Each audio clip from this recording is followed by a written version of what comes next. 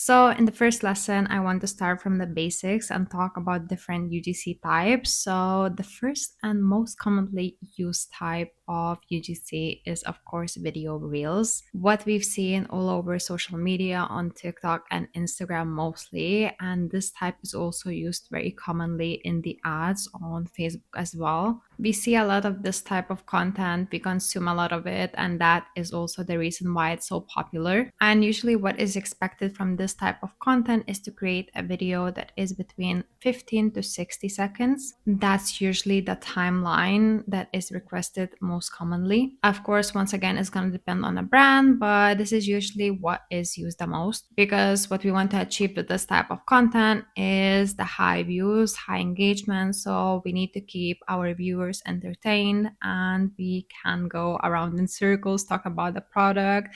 We need to be very direct, very engaging. Although the video reels is, in my opinion, the main and most popular type of UGC content, there are other content types as well. So one of them is pictures. So I'm sure you've seen it all over TikTok and Instagram as well, mostly around Instagram as well, because I feel like TikTok is mostly focusing on quantity while Instagram is more still quality and very aesthetic look. So the pictures are also gonna be UGC type, which means authentic, aesthetic, lifestyle pictures as well, which is very common. When I'm saying lifestyle, usually people who haven't done UGC may not even understand what does it mean. So basically lifestyle is when a product is incorporated into your lifestyle, right? When it's just presented very naturally. Maybe you're using it in your household, maybe you're using it outside when you go to grab a coffee or anything like that. So it's just showcasing the product without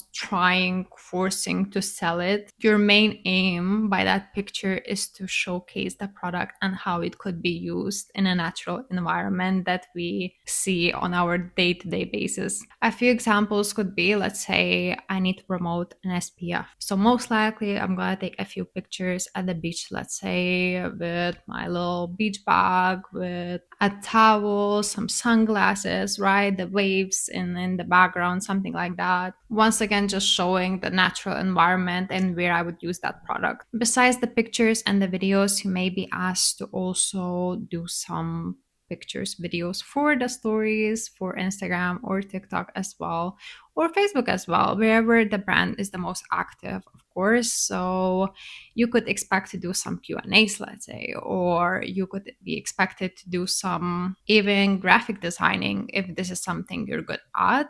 So once again, sky's the limit. Or also the quick video that you created could not necessarily be used for a reel, but could be used for a story as well, or could be repurposed for an Instagram story instead of the reel. Another type that is not that often talked about or noticed maybe even is live streams. So I don't know how it is in the country you are located, but the country where I'm from, live streams are still very popular and a lot of UGC creators are asked to do them as well. What you could be doing in that live stream is basically showcasing the product, maybe how to use that product, maybe how it looks on the skin if it's a beauty product, right? Or what to do with that product generally, and you would be just engaging with the audience. Maybe somebody wants to purchase it, explaining how they could do it, etc. Now, another misconception I believe is what people think that UGC is only a video, a picture, something like that, but what they don't realize is that UGC could be also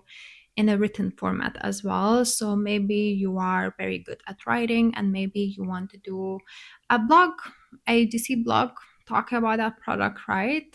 Giving a genuine review. Maybe it's a service, maybe it's a restaurant that you visited and you've done UGC collaboration for. It could also be a simple testimonial or review. So just keep in mind that it depends on your niche, what you're comfortable with. It could be that it could be only written if you're gonna go into that field. And if that's gonna be your niche, you may be focusing only on written content for UGC.